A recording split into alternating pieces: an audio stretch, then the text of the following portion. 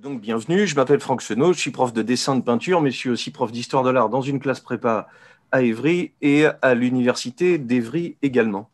Et amateurs d'art et de photo, nous avons imaginé avec le studio Déclic que voici, qui fait de la photo, j'ai montré le petit film, mais on peut le remettre, c'est encore plus rigolo, ça va vous rappeler des souvenirs. Est-ce que je peux parler par-dessus? Oui, c'est possible, il y a la musique à côté. Et on a imaginé une histoire de la photo en plusieurs tomes. Et on va leur couper la musique. C'est un beau film qu'a fait Monsieur Guillaume Béchelier, qui est plein de talent. On a imaginé une histoire de la photo qui aurait lieu tous les mois. Donc, si le sujet vous intéresse, envoyez un mail à Studio Déclic et c'est gratuit à 15 h le samedi avec un lien Zoom partagé. Et je le disais, je coupe le micro des intervenants parce que c'est plus facile pour gérer ça et vous retrouverez les petits films sur YouTube sous peu. N'hésitez pas à le faire savoir et à venir avec d'autres amis, avec plaisir. Voilà, parce que ce qui est rigolo dans le fait de faire une histoire de la photo à partir de ce que fait Déclic, c'est qu'il y a une collection d'appareils photo très anciennes que beaucoup de clients ont apporté au fur et à mesure des époques et en même temps une pratique numérique avec des tirages, avec des livres qu'on peut éditer, avec des tasses, avec des coussins, des tas de trucs très rigolos. J'ai parlé la dernière fois, et je vais le redire un tout petit peu, je vais essayer d'être cadré, et si on ne se connaît pas, je ne fais pas de PowerPoint parce que j'aime bien, vous voyez, comme ça vous savez ce qui vous attend. On va parler des débuts de la photo, revenir un petit peu dessus, la mission héliographique, parce qu'en fait, ce qu'on va raconter aujourd'hui, c'est comment le paysage va être pris en photo, va devenir un sujet. Et attention, ça va devenir très sérieux. À la fois, prendre en photo le paysage, ça demande une évolution technique complexe. On va voir qu'il y a une mission héliographique qui va être confiée pour inventorier le paysage, comme du patrimoine. Et c'est le moment où on invente la notion de patrimoine. Comment des arbres à Fontainebleau peuvent devenir du patrimoine? C'est une question qui est en train de se faire dans les années 1850. La photo a été inventée en 1825-1830, on va y revenir vite fait. Et puis on va découvrir les 4 artistes, ils étaient 5, mais Le Sec, Baldus, Legray, Bayard, qui étaient les 4 photographes à qui on a demandé de partir un an entier prendre en photo la France, plus 175 monuments.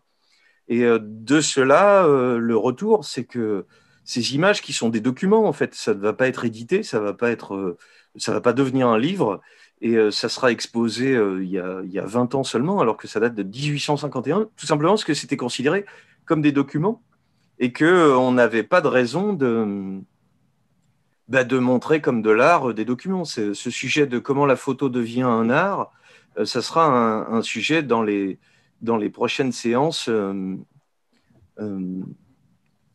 Dans les prochaines séances sur la reconnaissance petit à petit. On va voir que Baldus, Le Sec, Legray et Bayard vont être les premiers artistes héros avec Daguerre qu'on a laissé la dernière fois, euh, pour commencer à avoir une histoire de la photo qui soit un peu reconnue comme une histoire d'auteur en fait. On me dit, c'est vrai, l'adresse c'est info@studiodéclic.com. Merci Madame Leslie. Et on finira en voyant que cette histoire de paysage, non seulement c'était pas une idée qui était très importante, il y a une histoire de la peinture qui va avec le paysage, mais aussi que en retour, et Paris en est un bon exemple, on peut en regarder des images tout de suite, voilà, de Le Sec, 1851, de Baldus, c'est qu'à la fois, on peut trouver que ces images qui ont 150 ans vont nous parler de quelque chose qui pourrait être pris comme de la nostalgie, en un sens, ah, c'était beau avant, même si Paris a toujours une petite tête 19e siècle, donc le développement de la photo, qui est vraiment l'affaire du 19e siècle, une image par une machine multipliable, c'est ça qui va arriver tout doucement, et surtout, on n'y est pas encore à multipliable, mais qui peut faire des photos en un petit temps. Là, on peut avoir des temps de pause assez longs, je vais le redire, mais la fois prochaine, le mois prochain, on va voir que le portrait suppose au moins 5 minutes pour que vous ne bougiez pas et qu'on puisse faire l'ensemble. Mais en retour, ce qui m'intéresse, c'est que notre vision de la ville, j'ai pris Paris comme un exemple flagrant, notre vision de la ville, elle est marquée par la photographie. C'est-à-dire que nous regardons autrement quand nous avons vu des photographies. Et ce qui a l'air d'être une simple invention technique fabrique un regard culturel. Voilà, ça c'est la peinture de 77, ça c'est la photo des années 60, 1860. C'est aussi pour dire, j'aurais peut-être pas le temps de le dire tellement j'ai de trucs à raconter, que ben, l'histoire du paysage, l'histoire des images de ville, ça c'est Caillebotte, là c'est Pissarro, et plus tard Monet, n'est pas influencée par la photographie directement. Elle est plutôt en train, vous voyez, de montrer le bruit, le mouvement, le rythme des passages, de la circulation, alors que dans cette mission euh, héliographique, hélio c'est soleil et graphie c'est écriture, on va faire une espèce d'inventaire de l'architecture, du patrimoine, et avec ce qu'il faut de détails, avec ce qu'il faut de composition. Et c'est là où on ne copie pas des, photos, des peintures quand Baldus fait une image comme celle-là. Par contre, elle va influencer notre façon de regarder et en retour, la peinture. J'ai à peu près dit tout le plan, vous pouvez vous réendormir. J'ai une petite histoire trop mignonne à vous raconter, mais trop mignonne, ça va vous faire beaucoup rire. Ça, ce sont nos appareils photo chez Déclic, et ça, c'est la modernité d'aujourd'hui. Voilà, on peut partir, je le disais la dernière fois, d'une chambre obscure qui permet, en voilà encore un appareil, d'avoir un temps de pause assez long qui va permettre l'invention de la photo par Niepce en 26, 24, quelque chose comme ça. Je n'ai pas beaucoup dit, je ne l'ai pas dit du tout d'ailleurs, que avant cette photo, et on commence à s'y intéresser beaucoup, on a ce qu'on appelle des dioramas, c'est-à-dire des sortes de peintures géantes, taille réelle, taille d'observation, qui font tout autour de soi dans les années entre 1800 et 1850. C'est devenu très à la mode. On a des peintres qui font des sortes de vues panoramiques sur rouleaux de toile qui sont accrochés et qu'on peut regarder, qui sont une espèce, puisque vous comprenez que ce que j'essaye de dire là, c'est que l'histoire de la photo, c'est pas qu'une histoire d'objectifs et de technique, en fait. C'est aussi une histoire de façon de regarder. À la fois, on va cadrer différemment, on va jouer avec la lumière ou avec l'absence de flou parce qu'on n'en veut pas, justement, et que ça va marquer notre façon de regarder. Ces grands décors peints qui vont être pendant longtemps mis de côté, ils sont un ancêtre de cette envie de fixer le monde qui est autour de nous. Donc une histoire de la photo, c'est pas que technique, c'est culturel, c'est des tas d'éléments autour de nous. La première photo de Niepce sur une plaque de métal, vous voyez, c'est un temps d'exposition de plus de 8 heures, donc on a des lumières de droite et de gauche et du dessus qui sont un peu variées. On a pris pour Niepce des objets sur une table où le paysage vu comme il est aujourd'hui encore, qui ne bouge pas, parce que 8 heures sans bouger, c'est assez compliqué.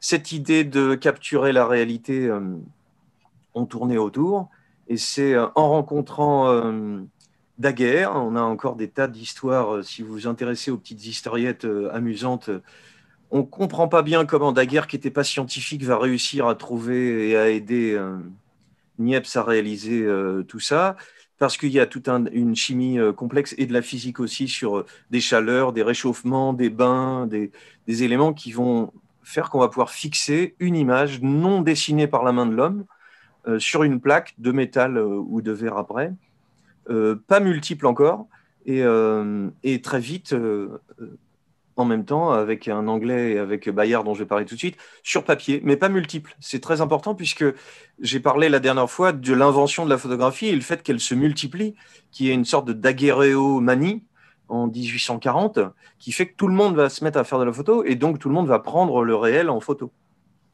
Voilà, c'est déposé à l'Académie des sciences et Arago, parce qu'il y a des tas de changements politiques dans ces années-là, va reconnaître à Daguerre, Niepce était mort entre-temps, la paternité de l'invention, et elle va décider, c'est tout à fait joli, c'est pas loin après les belles ambitions de la Révolution française, elle va décider de donner cette invention au monde. Il n'y aura pas de brevet. Ce qui est assez rigolo, c'est que ça va se développer partout dans le monde, sauf en Angleterre, où Daguerre a déposé un brevet, pour les bloquer un petit peu.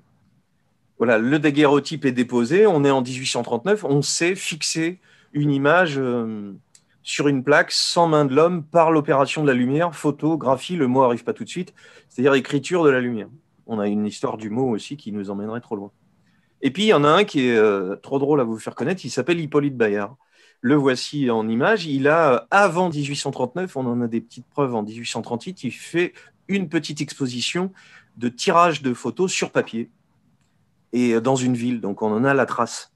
Et donc, il est légitimement possible, prendre plein de conditions, parce que je ne suis pas historien de la photographie, de penser qu'il a lui aussi inventé la photographie en même temps. Vous savez qu'il y a toute une chose passionnante. Il y a un philosophe qui s'appelle Wilhelm Flusser qui s'intéresse à ça, sur comment il y a une espèce d'ambiance, d'invention d'un truc dans l'air du temps. C'est parce qu'on en a besoin, parce que l'argent arrive sur ça, parce que les centres d'intérêt se fixent dessus. Hippolyte Bayard invente la photo, mais il ne dépose pas le brevet. Et donc, il est quand même plutôt embêté parce qu'il pensait être riche et puis surtout un inventeur merveilleux. Et qu'est-ce qu'il fait? Il décide de se noyer. Il décide de se suicider et on fait une photo de son corps déposé comme ça, recueilli sur le bas-côté. Et cette image photographique, justement, de l'inventeur de la photo, le paria, celui qui n'a pas eu le truc, est accompagné de ce petit mot qu'on va lire ensemble parce que c'est trop impressionnant et puis parce que vous comprenez qu'il y a un rebondissement à la fin. Le cadavre du monsieur que vous voyez ci derrière est celui de monsieur Bayard, inventeur du procédé dont vous venez de voir et dont vous allez voir les merveilleux résultats, la photo. À ma connaissance, il y a à peu près 3 ans que cet ingénieux et infatigable chercheur s'occupait de perfectionner son invention. Bon, on devine au style qui a pu écrire la lettre avant de se supprimer. L'Académie, le roi et tous ceux qui ont vu ses dessins que lui trouvait imparfaits les ont admirés comme vous les admirez en ce moment. Cela lui fait beaucoup d'honneur et ne lui a pas valu un liard. Le gouvernement avait beaucoup trop donné à M. Daguerre et a dit ne rien pouvoir faire pour M. Bayard et le malheureux s'est noyé. Oh, instabilité des choses humaines. On est en pleine période romantique, Victor Hugo, tout ça. Hein. Donc, il y a du point d'exclamation et du haut en début de phrase. Les artistes, les savants, les journaux se sont occupés de lui depuis longtemps.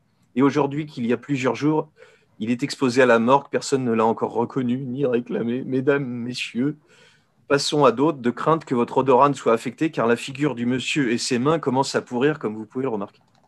On en a 2 clichés, si vous regardez bien, un petit peu de biais, un petit peu sur celle-ci. Patatras, rebondissement, qui a fait cette photo? Hippolyte Bayard lui-même, il s'est mis en scène en faisant semblant d'être noyé, le petit salopio. Parce qu'il trouvait injuste, légitimement, qu'on ne reconnaisse pas son talent. Il finira par être reconnu un peu, mais pour vous donner un ordre d'idée, il recevra de l'Académie 600 francs par an, alors que les descendants de Niepce et Daguerre recevront 10 000 francs par mois. Donc, c'est un petit dédommagement. Par contre, on a là quelque chose qui m'intéresse à la fois pour comprendre l'espièglerie et les fameux cocos qui sont en train d'inventer passionnés et passionnants techniciens et auteurs, puisque là, il est le premier à inventer la photo fiction et l'autoportrait qui va avec. C'est-à-dire, il n'est pas noyé. Et des artistes du XXe siècle... Cindy Sherman, Sophie Calle, des artistes vont se grimer pour fabriquer des fausses photos pour jouer avec l'idée qu'on a de ce qui est autour de nous. Voilà, Hippolyte Bayard, après. Plus tard, il va continuer à faire sa carrière et on va le revoir juste après. Cet aparté important fini, voilà notre invention déposée, la daguerréomanie est partout. On a des daguerréotypolâtres, on a des daguerréotypomanes, on a un truc assez marrant qui n'est pas très... joyeux, mais comme ça fout au chômage tous les graveurs, il y a des potences à louer pour qu'ils se flinguent.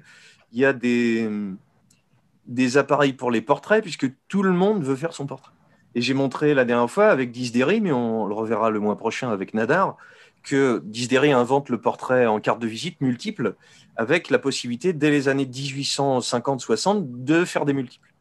Là, on est encore en 39. Il y en a partout, partout, partout.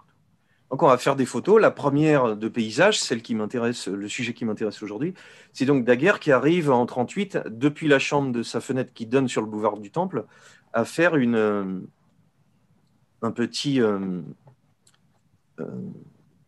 à arrêter le temps, je vais y arriver. Elle a disparu, c'est pas grave. À arrêter le temps un instant et à laisser apparaître, puisqu'on a entre 6 et 8 minutes, on pense, la silhouette d'un seul homme. Sur la rue, le temps de pause était trop long pour que les chevaux, les carrosses se fixent, mais on a la silhouette d'un homme qui serait resté là. Donc on a les débuts de la possibilité de prendre des photos qui se développent partout. On a tout situé. L'invention technique est là, elle a plusieurs possibilités. On peut être sur plaque, on peut être sur papier ciré.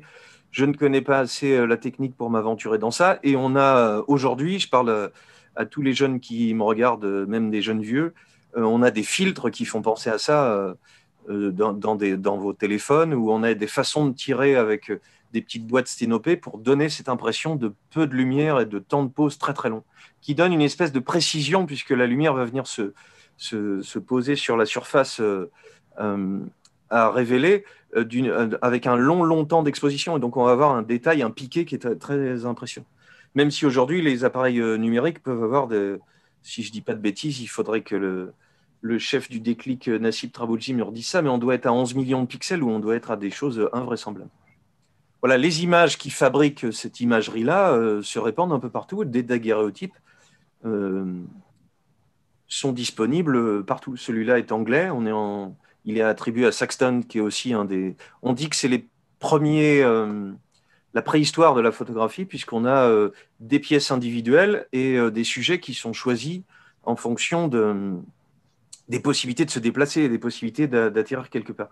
On a 1844 Giraud de Pringé qui fait Jérusalem, parce que vous vous doutez, si vous aimez l'histoire, que sur cette histoire 1839 entre un Napoléon, un autre Napoléon, une restauration et quelques problèmes avec la guerre, en 70, on est sur une période qui politiquement est très très perturbée, ce qui fait que l'État français, pour aider les photographes ou pour encourager la photographie, va avec la mission de 51, c'est Napoléon III, motiver beaucoup de prendre en photo la France.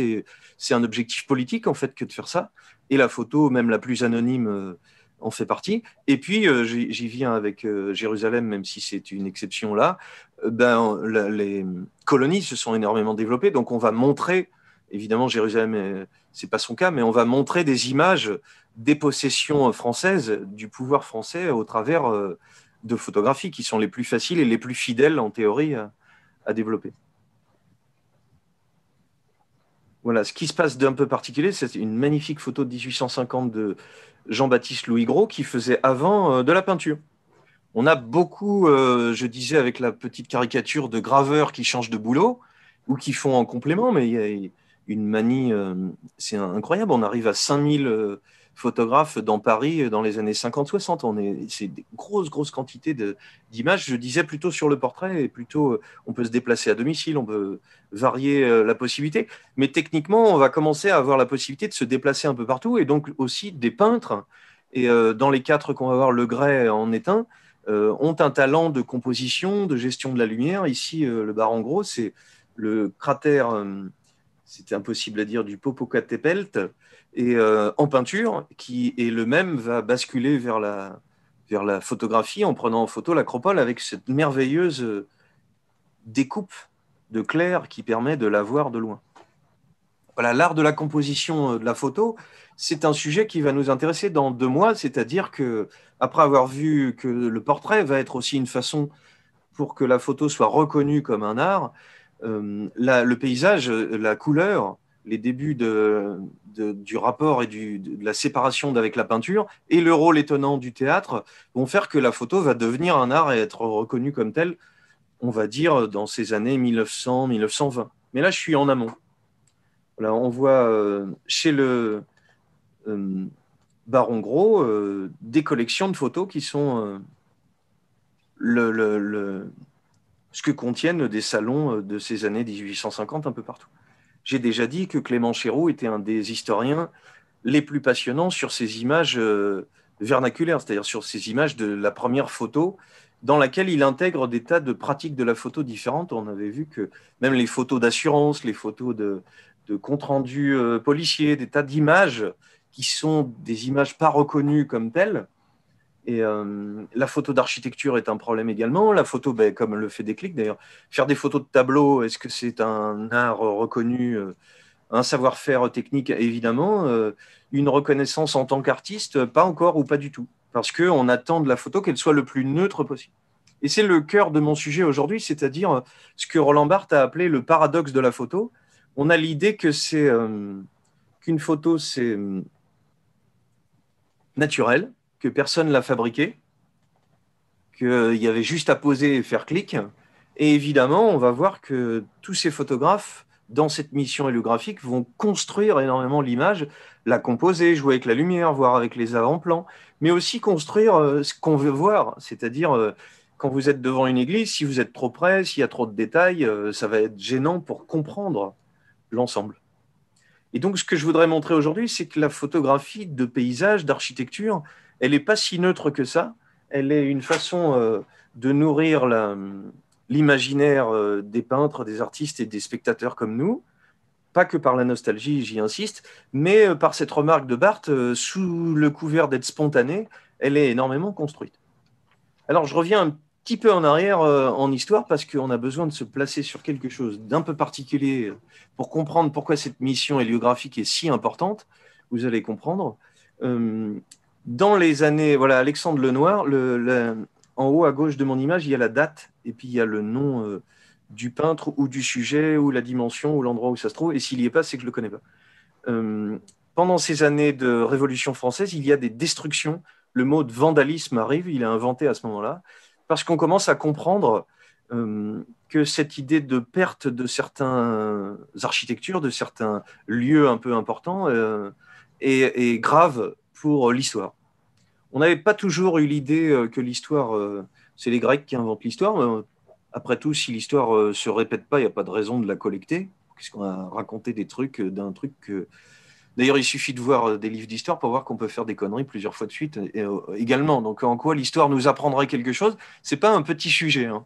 Et le second qui va avec, c'est que garder des objets comme des monuments, voilà, dans ce que fabrique Alexandre Lenoir, qui est historien, pendant cette révolution, on lui confie la mission de faire un musée, vous le voyez, c'est en vrai à Paris, dans le couvent des Petits Augustins, et il n'y est plus maintenant, un musée des monuments français. Soit parce que ce sont des choses qui sont détruites, il en récupère des bouts, soit parce que ce seraient des moulages. En gros, si vous allez dans la cour des Beaux-Arts de Paris, vous voyez même le château d'Annette, des tas de moulages qui viennent de cette époque-là. Pourquoi garder quelque chose d'ancien? Pourquoi garder en plus taille 1 des bâtiments, des trucs invraisemblablement grands? Est-ce que sorti de son contexte, ça a encore un sens? Voilà cette notion de patrimoine qui est en train d'arriver dans la bascule de la fin de la Révolution française avec destruction et dans la naissance avec le romantisme 1800-1820 de cette idée que l'histoire ou que le passé qui est devant nous, c'était déjà avant la Révolution, on commençait à aimer les ruines, à les peindre. On a ça à Méréville dans l'Essonne et à Geurs avec les fausses ruines de Hubert Robert.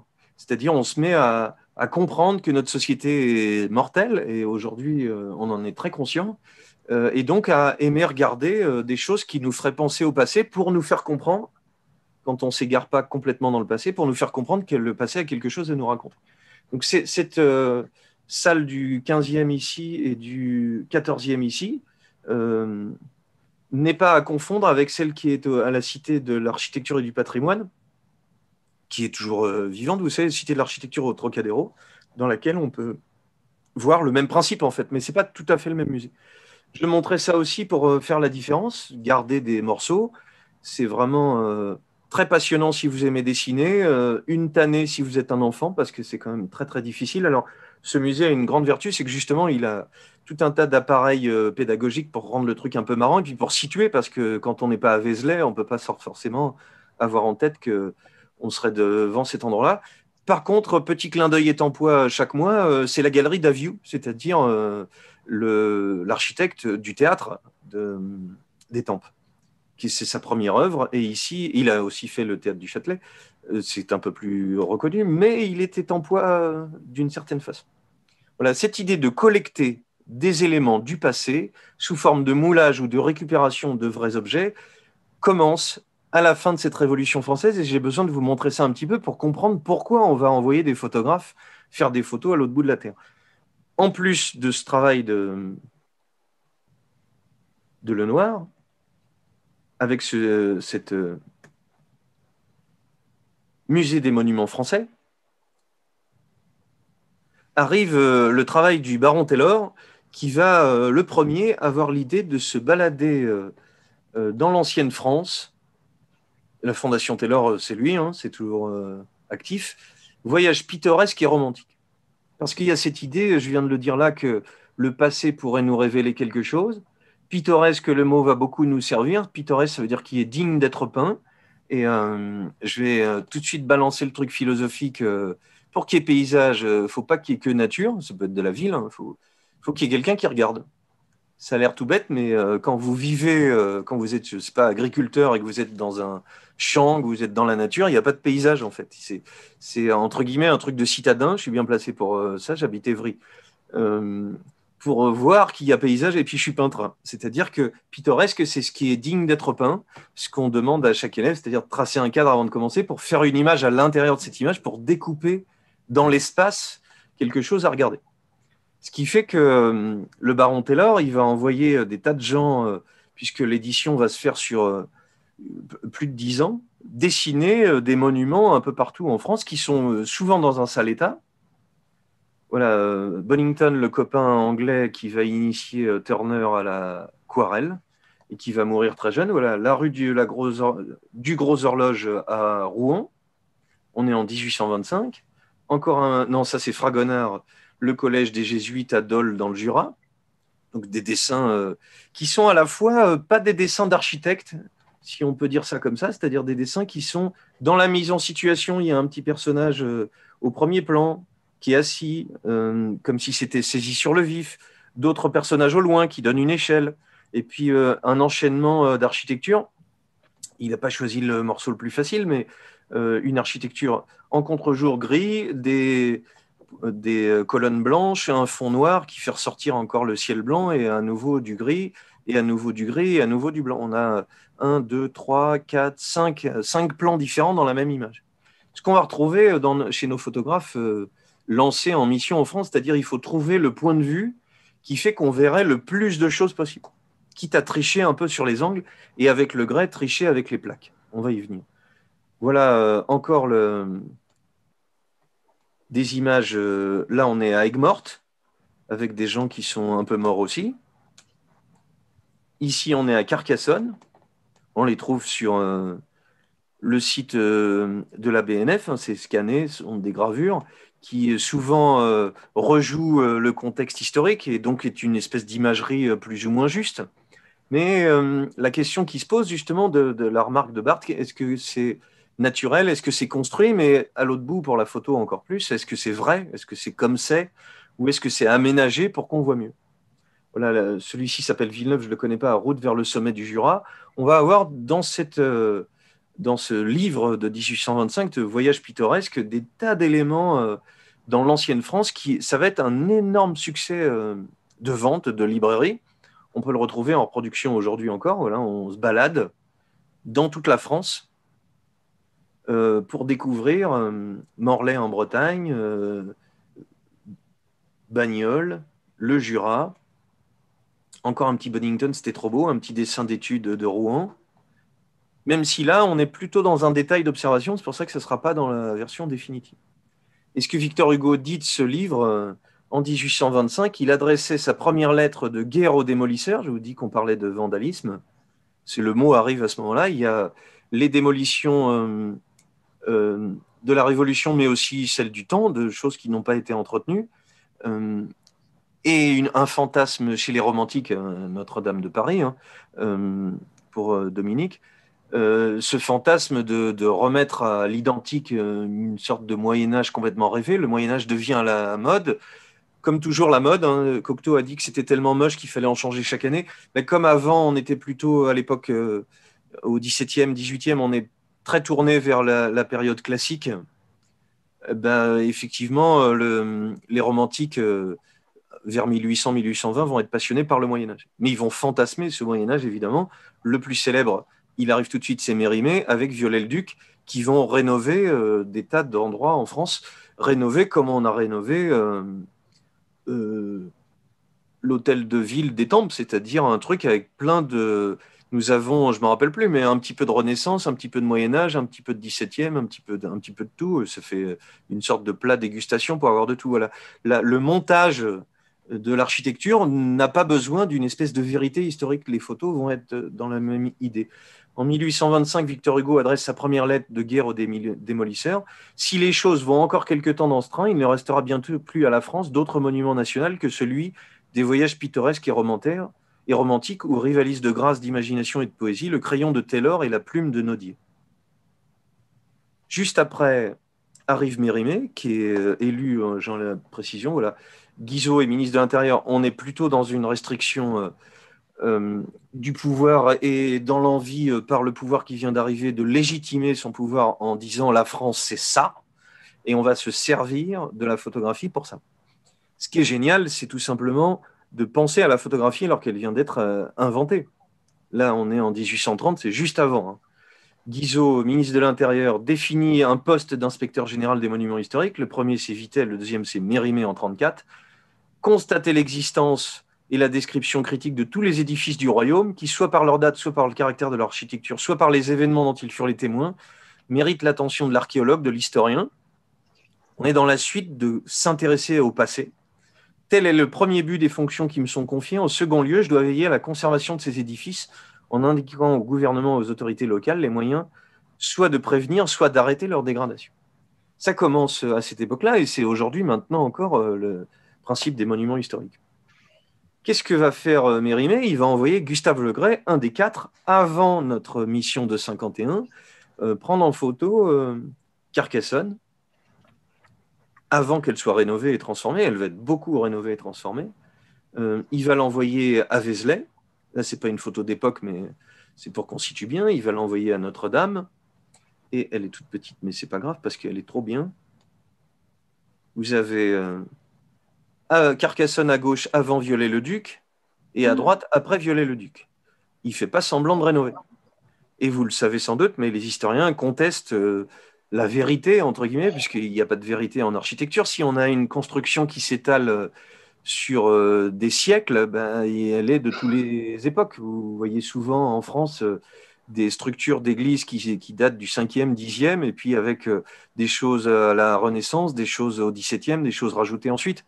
C'est le principe des argonautes, on rajoute des trucs, des trucs, des trucs. On n'a pas. C'est l'idée d'avoir un style unique qui est une idée fausse, en bref.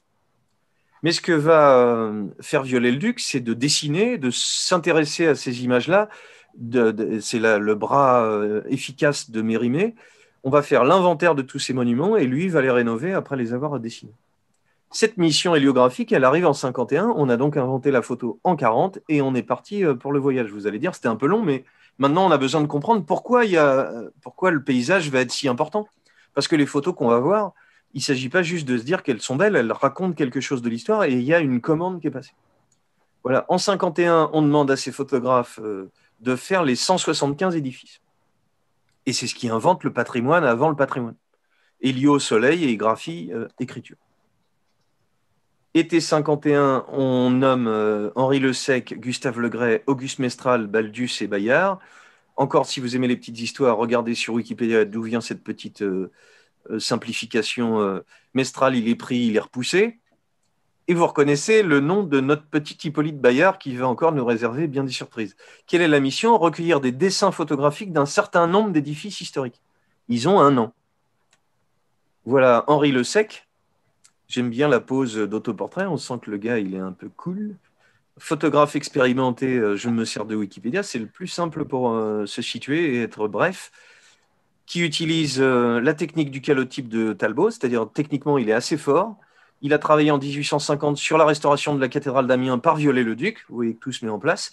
Et lui, on lui file le nord et l'est. Ben, on coupe la France en quatre. Hein. Reims, Laon, Troyes et Strasbourg. Voici Gustave Legray, un des plus remarquables. On y vient tout de suite. Il avait déjà les châteaux de la Loire, ce qui n'est déjà pas une mince affaire. Il doit aussi faire les chemins de Saint-Jacques de Compostelle, la Dordogne. Et Mestral, vous l'avez vu, c'est pour ça qu'ils sont 4 à la fin. Ils étaient 5. Il y a Auguste Mestral, il est élève de Gustave Legray. Gustave Legray compte énormément puisque c'est le premier qui va former des photographes. Et c'est lui qui va vraiment aider au développement de la photo comme un art. Et en plus, c'est une merveille. C'est lui qui a fait la vague. Je l'ai montré la dernière fois. Je vais la remontrer. Il se décide avec Mestral, au lieu de couper la France en 5, il dit ben, on y va tous les deux. Et donc, ils vont à deux faire des clichés qui signent des deux noms. Ils font jusqu'à 600 prises de vue.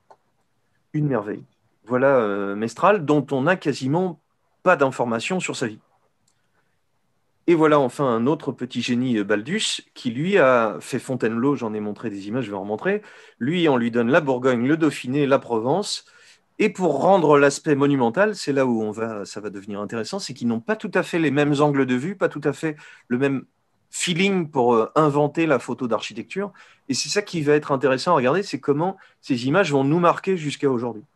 Afin de mieux rendre l'aspect monumental des édifices qu'il photographie, il n'hésite pas à découper et assembler des négatifs, c'est-à-dire il va faire une photo du haut, du bas, il va faire un montage style Photoshop, où on pourrait faire avec des ciseaux ou du scotch, pour avoir une lumière plus longue avec plus de détails sur certains endroits et puis plus rapide sur le ciel, par exemple. Ce qui va lui permettre de constituer un cliché composite, ce qui va à l'encontre de notre idée inconsciente qu'une photo, c'est vrai. Alors maintenant qu'on connaît bien Photoshop, on sait très bien que la photo, c'est pas vrai, et que c'est un cadre, et que c'est construit. Mais comme jusque-là, on dit que c'est une machine et que c'est la science qui l'aide à avancer, et qu'on a longtemps des regards dans les magazines de photos plutôt par la technique, plutôt par la passion de la technique, on attend encore une sorte d'histoire de la photo par sa technique, ça, c'est pas fait encore. On a l'idée que j'essaye de développer là avec les auteurs Denis Roche, Suzanne Sontag, que la photographie dit autre chose que juste un enregistrement technique. Voici notre Hippolyte Bayard, l'espiègle. Il se voit confier l'Ouest, la Bretagne, la Normandie, ainsi que Caen, Bayeux et Rouen. Vous comprenez tout de suite, non pas pourquoi il est passé à la postérité, parce que vous allez voir, il est plein de talent. Qu'est-ce que fait Bayard? C'est le seul dont, en 52, nous n'avons aucune image. On ne sait pas ce qu'il a rendu. Par contre, on sait qu'il a touché la thune, une avance de remboursement de frais en novembre 51, ce qui prouve qu'il a participé à la mission. Donc, alors, il y a plusieurs hypothèses, vous irez les lire sur Wikipédia. On ne sait pas s'il a rendu des choses qui sont de mauvaise qualité, qui ont disparu parce qu'elles n'auraient pas été stables. S'il s'est tiré avec la caisse sans rien faire, voilà, on ne sait pas. L'ensemble est lancé et les photographes, je suis allé à la fin, les 4 partent dans toute la France pour une petite année. La commission voit dans l'héliographie un moyen rapide et efficace de documenter et de préparer les restaurations. C'est vraiment utilitaire, c'est un document en fait. Ce qui fait que ces images, quand elles vont rentrer, la petite magazine, puisqu'il y a des comités des associations de photographes, et ces 5-là viennent de ça, hein, c'est comme ça que les monuments français vont aller chercher ces photographes, ils vont aller voir la société des photographes, ils vont dire vous avez des gens à nous proposer. Et cette même société édite, on est en 1851, un livre et une revue. Et ce seront les seuls à parler de ce retour des images, puisque, hélas, enfin heureusement pour nous, quand les images vont rentrer, très très belles images, vous allez adorer, elles seront mises dans une boîte et elles mettront plus de 150 ans à sortir. La première expo de Baldus, qu'on va voir tout de suite, c'est 1996, c'est-à-dire c'est pas très très vieux. Pourquoi c'est le cas? Parce qu'on considère ça comme des documents et qu'on a eu ce qu'on voulait, on n'a pas de raison de les éditer sous forme de livre ou sous forme d'exposition. Voilà, la mission Le Gray, ça c'est un négatif. C'est Le Gray qui est face à la cathédrale de Saint-Gatien à Tours et c'est une merveille, même si c'est en négatif pour le moment. On a l'idée du cadre général avec des éléments qui sont autour, des bouts de ville, des bouts d'arbres, une contre-plongée qui permet d'avoir l'ensemble du bâtiment et un temps de pause assez long pour qu'on ait tous les détails. Voilà le livre qui est paru il n'y a pas très longtemps qui reprend cette mission photographique. 5 photographes qui parcourent la France, un sujet de mémoire édité aux éditions du patrimoine. Baldus, Bayard, Le Gray, Le Sec et Mestral coupés en 4. On est parti pour les regarder. Je n'ai pas perdu de temps, rassurez-vous. Alors, les 4, je vais prendre un angle différent pour chacun. On est avec Le Sec, qui est parti à l'est de la France. Prendre un angle à chaque fois, parce qu'ici, on est à Amiens. On pourrait voir ces images, j'éviterai ça, même si vous pouvez tout à fait le faire. Ben, ce sont des archives de témoignages, de choses qui quelquefois ont disparu et qui, par le piqué, par la précision du détail, sont très belles. On pourrait avoir envie, ça pourrait vous passer assez vite, mais de les dessiner au crayon de papier pour en faire des copies, tellement on a quelque chose par la qualité de gris, par la qualité de lumière et d'observation, de quelque chose de hautement pictural, de dessinable. Et donc, on est à la fois dans des vues d'ensemble, Amiens, ici le détail de Amiens, dans des choses qui peuvent aider, on est à Chartres, dans des choses qui peuvent aider la future restauration et l'idée de document. Ce que je voudrais regarder, c'est dans cette commande qui est juste faites-nous un cliché X, et puis on va organiser ça. Il faudrait le faire dans toutes les villes, en fait. Cette mission, la Datar l'a fait il n'y a pas très longtemps en France. On l'a fait peut-être de mémoire 4 fois depuis 1850.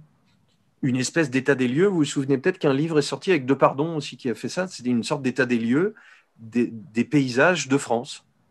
Il nous faut ici des détails et à la fois des vues d'ensemble. On voit que euh, les travaux sont en cours. Par contre, on voit chez Le Sec que dans l'angle qui est pris sur le côté, on voit peut-être moins l'architecture globale, mais par cette espèce de contre-plongée, on est un peu du dessous, on voit quand même la flèche, on voit la structure de la nef, et puis on voit le contexte qui est autour. On peut avoir des éléments de détail qui sont variés, mais qui permettent aussi, on a des lignes, on a des zones de foncé, on a des zones de clair, et puis on a des choses sur lesquelles on peut, qui sont plus globales, qui sont plus grandes. En fait, on a des tailles de détails différents. On a, c'est tout à fait mignon, mais le contexte autour, parce qu'il faut, pour une question d'échelle, pour qu'on comprenne la taille de l'objet, si tu le fais tout seul. D'ailleurs, c'est pas une blague pour faire jeune, mais le drone pose une question de cet ordre-là. C'est-à-dire quand on isole un objet, par son intérieur ou par son extérieur, on est complètement en train de questionner son échelle. En fait, ça devient un objet physique. Là, comme on a la quincaillerie à côté, serrurerie, on voit à peu près à quelle taille à Chartres. Avec la difficulté d'avoir du recul. C'est ce qu'on voit aussi dans la photo des Béchères. Ici, on est à Chartres. Et puis, sur certains détails, le sec, par le jeu du flou, par le jeu du cadrage autour, va en faire quelque chose de très doux, de très simple. Ici, Chartres encore 1852. Ici, Rossheim en Alsace. Ici, Reims. Et ce sont des photos qui, quelquefois, sont encore achetables. Elles coûtent entre 400 et 4000 euros. Ce qui, pour une œuvre d'art, est quand même pas fou. C'est pas une fortune pour des choses qui ont une valeur à ce point-là. Ce qui m'intéresse ici, c'est que chez Le Sec, j'y verrai un tempérament un peu de peintre, un peu dans la façon de jouer avec la composition frontale et les éléments qui sont autour, dans le fait de jouer avec le ciel qui est très clair et qui permet de le détacher, dans les espèces d'effets de focus sur un endroit au centre et puis le reste qui est un peu flou derrière. On a quelque chose qui appelle le dessin, qui appelle le fusain, qui n'est en un sens aussi que la continuité de l'esprit de la peinture et pas tout à fait l'autonomie de la photographie avec des moyens qui lui sont propres. Ça, c'est Le Gray et Baldus qui vont faire ça. Mais on a dans ce cadrage-là quelque chose d'un jeu de rythme qui permet de bien comprendre l'architecture et de permettre de comprendre que c'est pas juste de l'ornement, que c'est pas juste joli, Reims, mais qu'il y a un travail sur la pesanteur, en fait, sur la verticalité et sur les courbes et les droites qui font partie des particularités de Reims. Donc on a par ce jeu de décalage, vous voyez, le détail ressort bien sur le fond clair. Il faut un ciel qui soit digne de cette architecture et un cadrage qui nous permette de... Vous vous doutez que c'est un peu exagéré, le clair à droite et à gauche et le foncé sur le centre. Il y a un travail de zoomage pour montrer un élément plus qu'un autre. Et là, c'est le tirage abîmé, en fait, qui donne ce flou sur le côté. Par contre, on a un filtre qui nous ferait penser à un appareil photo d'aujourd'hui facilement. Strasbourg, Strasbourg encore, avec cet effet de piqué. Alors, quand on tire la photo, on peut accentuer des choses plus noires à un endroit et puis rester plus grises à d'autres. Demander au studio Déclic. Et puis, voilà, quand on n'a pas beaucoup de perspectives, ça, ce sont des cartes postales qui ont été, jusqu'à il n'y a pas très longtemps, encore éditées, diffusées, pour donner une image de la cathédrale de Troyes. On est à Laon ici. Celle-ci est très intéressante parce que si vous le regardez bien, le sexe s'est mis en hauteur. Il est monté à une fenêtre pour pouvoir ne pas être trop écrasé et avoir un peu d'espace pour qu'on comprenne la largeur de la stature de l'ensemble. Ici, à Laon, il est entré à l'intérieur. Et voici cette photo de Charles Nègre, qui lui aussi était photographe et copain avec Le Sec, avec cette image qui est devenue très célèbre depuis qu'elle est devenue une affiche pour le musée d'Orsay. Beaucoup de ces images en 1850 ont été mises dans une boîte et elles sont maintenant souvent exposées au musée d'Orsay depuis pas très très longtemps. Voilà, on voit Le Sec qui est à côté d'une gargouille sur le haut de la cathédrale de Paris.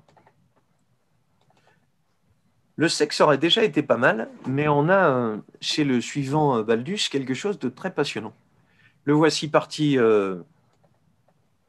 au sud-est de la France. Théâtre antique. Alors je redis la même chose, hein, une façon de cadrer. Il faut trouver comment faire un inventaire. On ne demande pas non plus d'en faire des tartines, c'est un document. Des personnages pour donner une échelle. Là, on est à Saint-Étienne-du-Mont. Un angle, vous voyez, ça c'est intéressant. On n'est pas face à l'église tout à fait. Il s'est mis un petit peu sur l'angle, parce que l'angle à droite, pour nous, permet de voir un petit peu du mur sur le côté, mais surtout comme une pièce d'échiquier, permet qu'on comprenne plus le volume global. Et quand vous êtes de face, on voit un bloc, on voit la répartition de la façade et on voit le travail du dessin de la façade, qui est assez beau, hein. D'ailleurs, on a un bloc très vertical avec triangle, rond, demi-cercle, triangle. On a tout un jeu de décalage. Ici, Baldus joue avec quelque chose de décalé, et ce décalage-là, qu'il soit voulu ou non, il permet qu'on comprenne bien les entrées, et même la rue qui est devant, avec cette ombre portée qui est sur le devant, qui nous donne une espèce de jeu d'entrée dans l'image.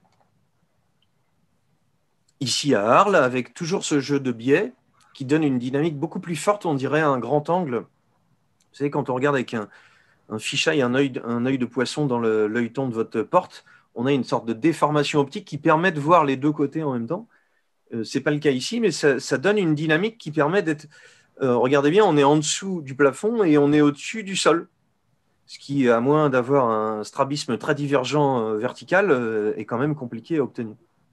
Ce que cherche à faire Baldus, c'est à donner une espèce de compréhension de l'espace. Le sec n'était pas tout à fait dans quelque chose comme ça.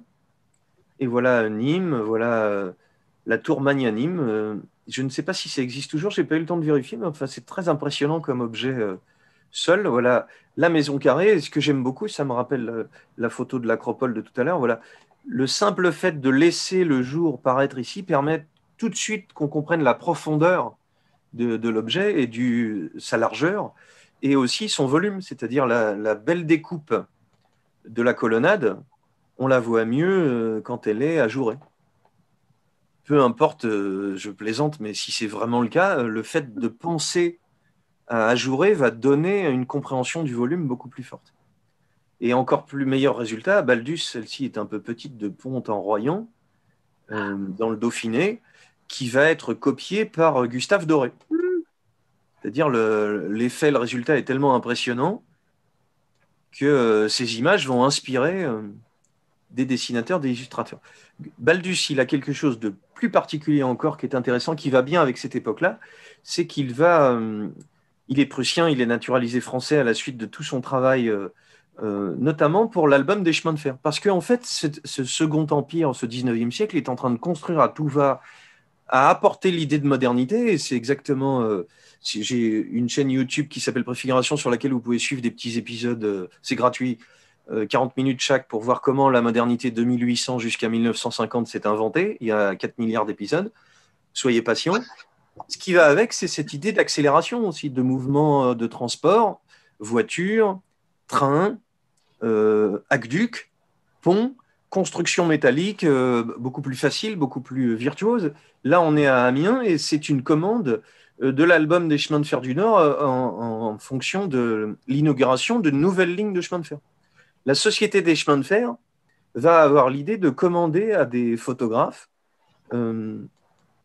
une image de son propre travail de modernité qui va permettre de diffuser la bonne nouvelle de la modernité. Baldus va se rendre à Avignon à un moment donné où il y a des inondations, et un de ses chefs-d'œuvre, c'est cette merveilleuse gare de Toulon. J'ignore aussi si elle est comme ça. On est dans quelque chose qui est presque une sculpture, qui joue là aussi de la profondeur, mais plus fort encore de ce jeu de grillage qui est une merveille, hein. Vous voyez des petites grilles, des grandes, des petits XXX, des petits grands tchouk-tchouk-tchouk, des flouk-flouk dans l'autre sens. On a des sortes d'écritures qui, si on est bien patient, donneront un dessin merveilleux. On a quelque chose de l'ordre du graphisme dans cette image-là, mais quelque chose aussi d'un peu sacré dans la découpe plein face, presque centre, avec les rails qui nous amènent le regard jusque-là, et avec une découpe sur un fond de ciel uni. Ce chemin de fer du Nord, j'en ai pris des tas d'images. On voit en bas à gauche, là c'est à Lyon, un album qui se retrouve, on est en 1860, sur le site de la BNF.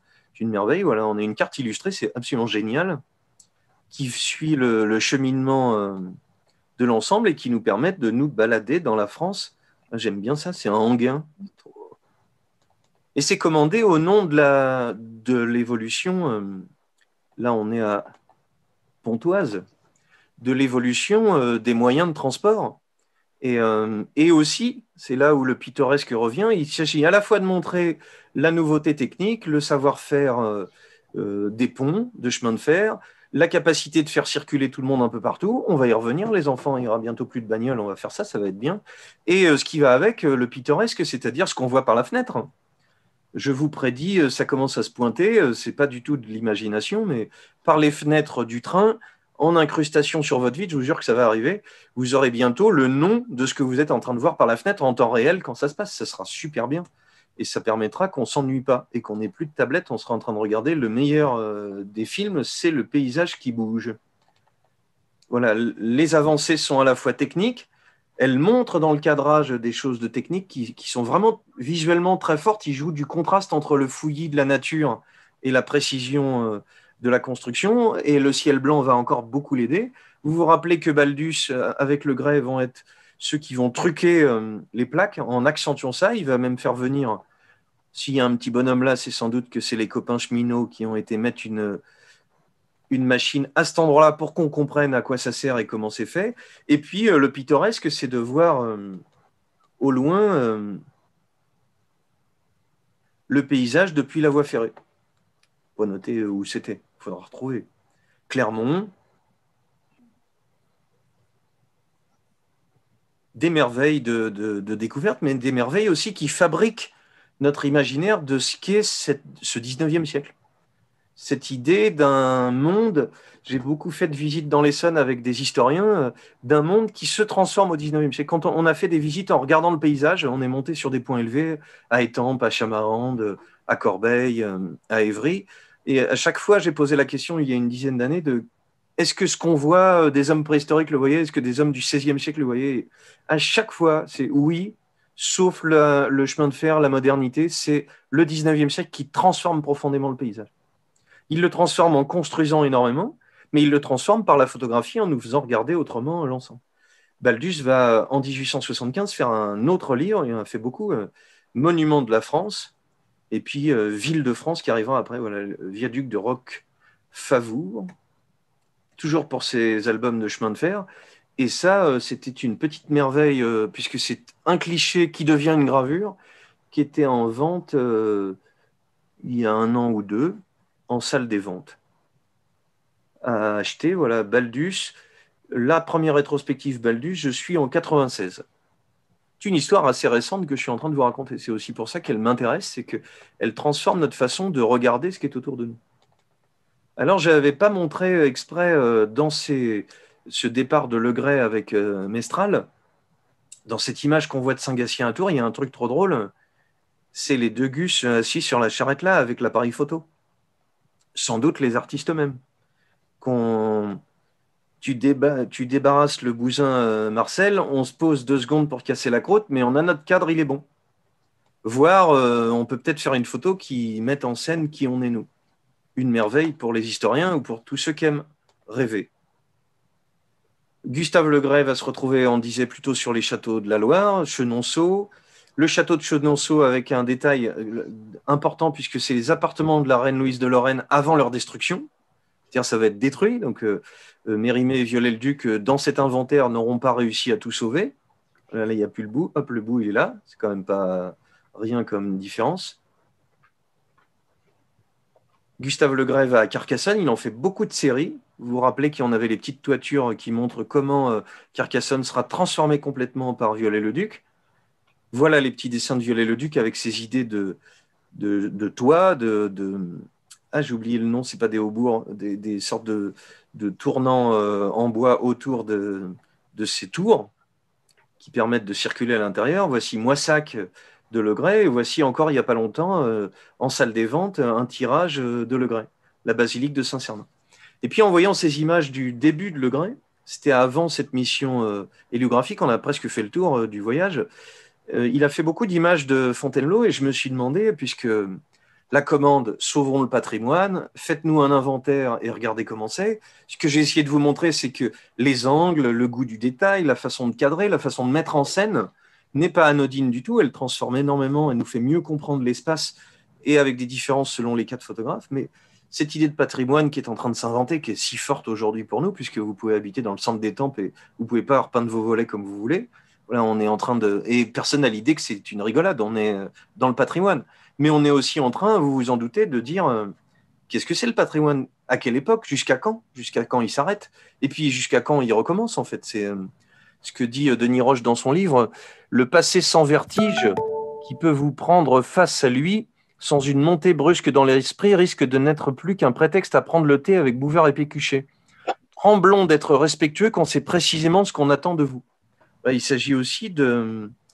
c'est impressionnant et le patrimoine, c'est ce qui est transmis par nos pères. Il y a une espèce d'autorité de pouvoir tout à fait contestable et discutable, il faut y réfléchir. Voilà, est-ce que tout doit faire patrimoine? Et le meilleur exemple, c'est celui-là. Voilà. Est-ce que des arbres dans la forêt de Fontainebleau, c'est du patrimoine?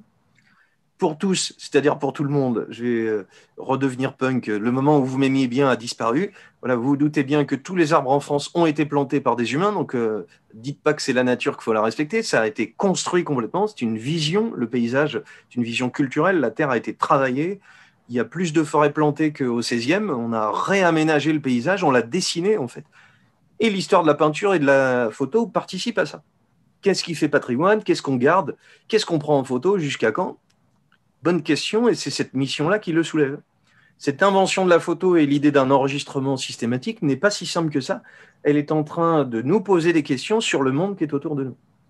Encore Gustave Le Gray dans un chemin sablonneux montant de Fontainebleau, et toutes ces images-là viennent d'un musée à New York. Et puis Gustave Le Gray va être assez proche de l'impératrice, et quand la reine d'Angleterre va venir rencontrer Napoléon III, il va faire des photos officielles et il en fait des choses merveilleuses. Alors ça, ce sont ces petits chefs-d'œuvre reconnus comme tels, c'est-à-dire Paris et Jetée du Havre. Je vous disais la dernière fois qu'il y a pour le premier plan une plaque qui a été exposée au soleil très longtemps pour qu'il y ait du noir assez fort et que ce noir fort permette d'avoir des nuances presque de brillants, on dirait des petits diamants dans le charbon.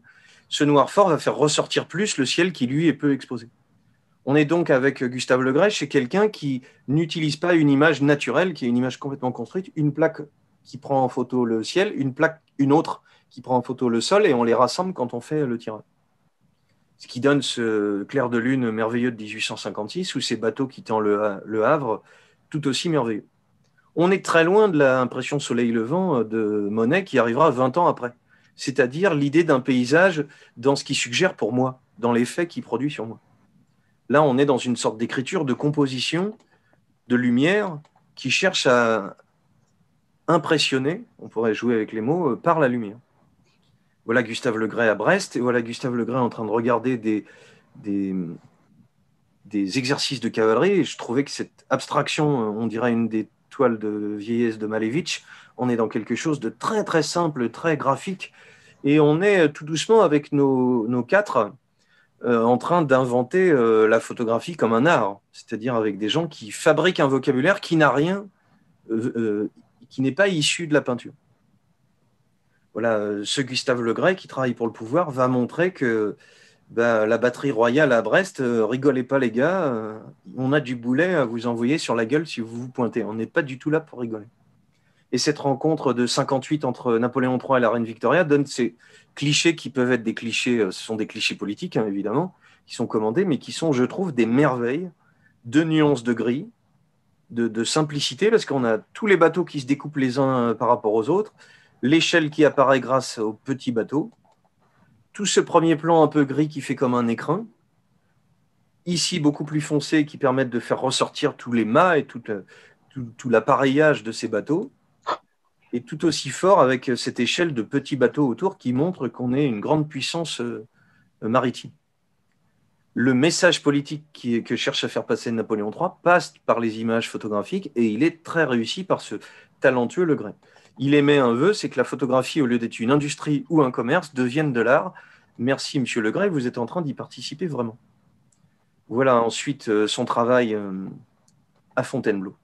J'ai presque terminé, j'ai à peine débordé. Presque terminé, oui. Le monsieur Bayard, que voici, n'a pas rendu sa copie.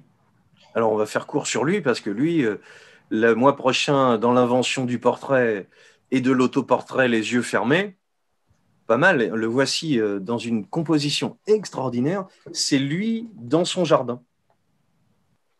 Alors, ce sont des autoportraits. Les premiers noyés, c'est presque 1 heure de pause. Là, on est sur 5-8 minutes. Donc, il faut tout cadrer, tout fabriquer. Et puis, ce qu'on appelle de l'autofiction en littérature, qui est tellement à la mode aujourd'hui, de mélanger le documentaire à la fiction, c'est ce que fait Bayard aussi, mais c'est aussi un très bon photographe. Ici, à Paris, au Cirque d'été des Champs-Élysées. Ici, dans un Montmartre, on est en 42, c'est tout début de la photographie, presque 10 ans avant cette mission. Et puis, dans le cadrage de la Madeleine à Paris, on voit que Hippolyte Bayard, c'est pas du tout un petit rigolo qui fout rien, c'est un homme d'un talent invraisemblable. Voilà, dans le jeu de découpage de l'image avec un arrière-plan, on est plus fort que Henri Le Sec tout à l'heure, il me semble, puisqu'on a même un jeu avec l'écriture, avec la peinture à l'intérieur même de la photo. On a une image qui est d'une complexité, qui est très élaborée, qui me fait penser qu'Hippolyte Bayard a pressenti qu'il y avait des choses à dire par la photographie. Hippolyte Bayard, la prochaine fois. J'ai dit déjà que donc, cette histoire de Paris était marquée par l'image qu'on s'en faisait, par toute cette transformation-là, par cette circulation des images, qu'elle était loin de l'histoire du paysage en peinture. Voilà, finalement, ce n'est pas le cas. J'en parlerai dans 2 mois quand on verra l'invention de la couleur, en fait. On est ici en 1880 et en 95, la photographie couleur arrive. Donc, les sujets, la façon dont sont traités, on pourrait mettre les gros plans de Chartres de Baldus face à cette cathédrale de Rouen de Monet, on en est très très loin. Monet est vraiment là pour traduire son ressenti à lui. Alors notre première conclusion, j'ai presque fini, vraiment. Nos impressionnistes, ils vont se retrouver chez Nadar, dans une galerie de photographes d'exposition, puisque Nadar va être un caricaturiste très reconnu, ouvrir une galerie de photos avec des verrières en haut, puisque dans ces années 1850, on a besoin de la lumière du soleil par moment, et puis à un moment, on a besoin d'obscurité. Donc les premiers studios de photos vont être avec des verrières. Il va y exposer la première expo impressionniste. Mais pour donner une idée et une ouverture, par exemple, ce baron von Goldstein en 52, il est hollandais, il est médecin, il part vivre au Japon et il va en plus, en 60, en plus d'enseigner ce qu'il sait de la médecine, et pas seulement, de l'ingénierie aussi, former les premiers photographes. Alors je les connais que par livre, Ikoma Ueno, qui vont au Japon faire les premières photos en 1861. On a une collecte du monde. J'ai une amie japonaise qui m'a dit que c'était 1877, donc on est en même temps que cette ouverture du Japon à l'extérieur. 1860, le Japon, c'est l'ère Meiji, c'est le moment où les images vont commencer à circuler entre le Japon et l'Europe, mais les Hollandais avaient un rapport particulier. Il y a déjà, par la circulation des humains, ici, Tomichi Rei, alors il y a une astuce de prénom et de nom pas dans le bon ordre, je ne me risquerai pas à le faire.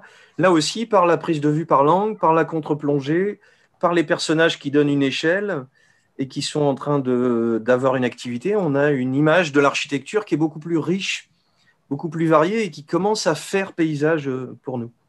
On le retrouve à Venise avec Laurent, avec les frères Besson à Abbeville, à Paris, à Rome. Des vues du monde entier qui commencent à devenir beaucoup plus variées. Aux États-Unis, on va avoir un développement énorme, on le verra le mois prochain, de photographes ambulants, mais qui, dans le rapport au paysage, Roger Fenton, si vous connaissez la bande dessinée Les Tuniques Bleues, on va avoir des photographes ambulants qui vont commencer à faire des photos partout. Roger Fenton va faire quelque chose de très très impressionnant, c'est qu'il va prendre en photo cette vallée de la mort, mais où on y voit des boulets de canon qui sont doublement de la mort, et à d'autres endroits, des paysages de mort.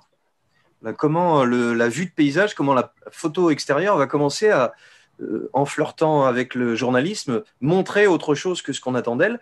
Mais à l'autre bout, et ça va plutôt avec ce que j'ai raconté aujourd'hui, sur cette photo de Watkins de 66, participer à classer les parcs naturels, à faire évoluer la compréhension de la nature comme patrimoine. Ici chaud, et l'ouverture, c'est évidemment de penser qu'on va découvrir d'autres univers, d'autres paysages. Ici, la Lune, on est en 1865. Aller à un endroit où on ne pourrait pas aller. Vous allez me dire, c'est énorme, non? C'est facile à conclure. Louis-Désiré Blancard, il est photographe à Lille, et il va faire des albums, il va devenir éditeur, puisque la diffusion de la photo va se faire sous forme de livres, en fait, comme on les trouve chez nos copains de Studio Déclic, c'est-à-dire des copies de peinture, des copies de sculpture, des copies d'architecture. Vous voyez, à chaque fois, il y a un petit cadre, la photo est collée, et on va avoir une image du monde entier, temple hindou moderne, arrivée de Sainte-Ursule à Rome.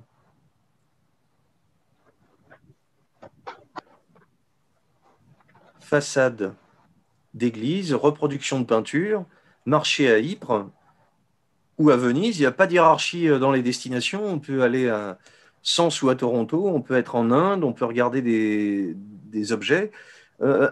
Élément d'importance, c'est que c'est par l'album, c'est par le livre, par l'objet lui-même que l'image se diffuse et se développe, en fait.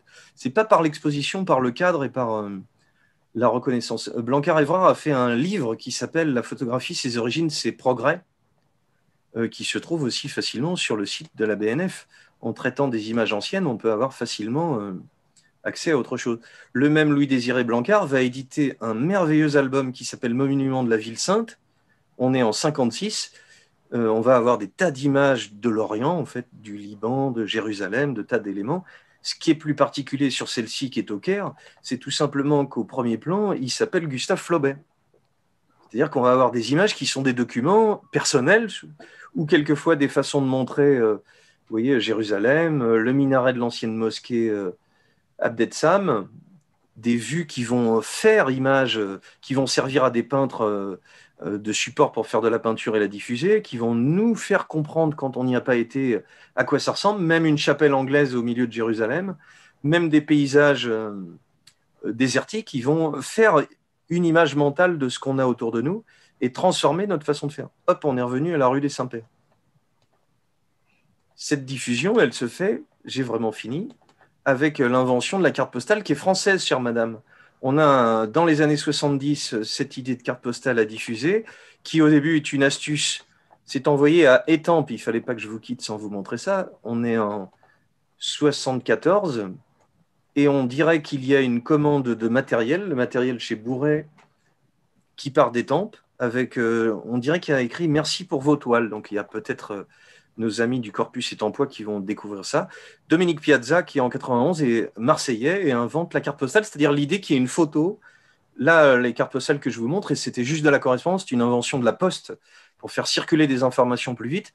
Dans ses débuts, on peut envoyer une carte postale à un copain qui habite le quartier d'à côté pour lui dire qu'après-demain, on se verra à 15h. Ce que Piazza invente, c'est cette idée d'image, et voici Marseille, qui, sous forme de livre avec Blancard ou sous forme de carte postale avec Piazza, nous montre une image du monde qui est tout autour. On a à l'époque juste une photo et au verso, on n'écrit pas dessus, ou alors on écrit sur l'image. Il nous faudra un peu de temps avant que ça se libère. Cette mise en image du monde est arrivée par notre mission héliographique. Elle est diffusée par des systèmes de commande d'État, mis dans une boîte pour longtemps, ou d'éditeurs de cartes postales ou de livres. Et il va falloir un peu de temps encore pour qu'on puisse lui donner son indépendance, que cette photo soit considérée comme telle une œuvre. Mais grâce à nos amis Le Sec, Baldus, Legray et Bayard, nous avons attrapé les héros de l'histoire qui est en train de s'écrire. J'ai dit que je remonterais les livres sur lesquels je m'étais appuyé en vous faisant un petit coucou. Ah, je suis là en dessous, je n'ai pas changé, dites donc. La photographie en France, qui est très simple d'accès. Denis Roche écrit à la première personne une merveille. C'est l'extrait que je vous ai lu. Et Suzanne Sontag, pour finir, on pourrait croire que les pieux artistes du Moyen-Âge avaient prévu le daguerréotype lorsqu'ils ont placé leurs statues et leurs ciselures de pierre à si grande hauteur que seuls les oiseaux tournant en cercle autour des flèches pouvaient s'émerveiller des détails et de la perfection. La cathédrale, grâce à la photo, entière se recompose en couches successives en merveilleux effets de lumière, d'ombre et de pluie, Monsieur Le Sec a lui aussi bâti son monument. 1852, cité par Suzanne Sontag. Au mois prochain.